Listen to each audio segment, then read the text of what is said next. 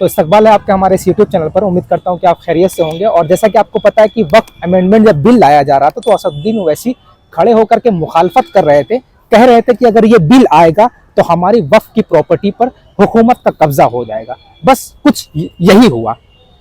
जो आशंकाएं थी वो जीता जागता सबूत संभल है। मैं आपको बताऊंगा कि संभल के हालात क्या हैं। जैसा कि आपको पता है कि संभल के हालात और संभल की हिंसा, आपको पता है 5 मुस्लिम नौजवान मौत के घाट उतार दिए गए, गोलियां चली, हालांकि पुलिस ने इनकार कर दिया। लेकिन मैं वक्फ अमेंडमेंट बिल के बारे में बात करने वाला हूं, जो असदुद्दीन ओवैसी साहब ने कुछ वक्त पहले मुखालफत की थी। आज उसका नतीजा आप ये देखिए कि संभल की मस्जिद से फकत कदम की दूरी पर एक पुलिस चौकी का निर्माण किया गया। हालांकि पुलिस चौकी का निर्माण किया, हमें कोई आपत्ति नहीं है, लेकिन जो आशंका जताई जा रही थी कि जब वक्फ बोर्ड अमेंडमेंट बिल लाया जाएगा तो हमारी सरकार जो है वो हमारे दरसगाहों पर हमारे वक्फ बोर्ड को हमसे छीन लेगी, हुआ कुछ ऐसा ही। असदुद्दीन ओवैसी साहब ने लगातार जो है अब अपने एक्स हैंडल पर पोस्ट करना शुरू कर दिया। मामला यह है कि जो संभल की जामा मस्जिद से फकत कुछ कदमों की दूरी पर पुलिस चौकी बनाई जा रही है।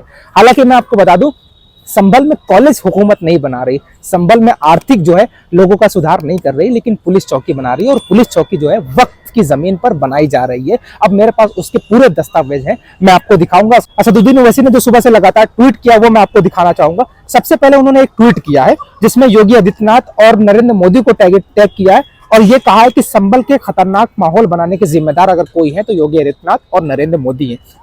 पहला ट्वीट उन्होंने किया कि संभल की जामा मस्जिद के पास जो पुलिस चौकी बनाई जा रही है वो वक्त की जमीन पर है, जैसा कि रिकॉर्ड में दर्ज है। इसके अलावा प्राचीन स्मारक अधिनियम के तहत संरक्षित स्मारकों के पास निर्माण कार्य प्रतिबंधित है।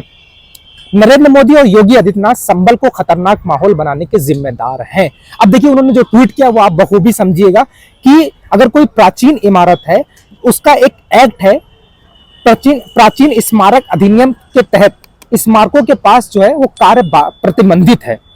ये आपने ट्वीट देखा। अब देखिए वक्फनामा उन्होंने पोस्ट किया है। वक्फनामा मैं आपको स्क्रीन पर दिखा रहा हूं कि आप देखिए लगातार जो है 10 रुपए का स्टैम्प पेपर है वो वक्फनामा है, और जो उर्दू से लिखा है वो वक्फनामा है।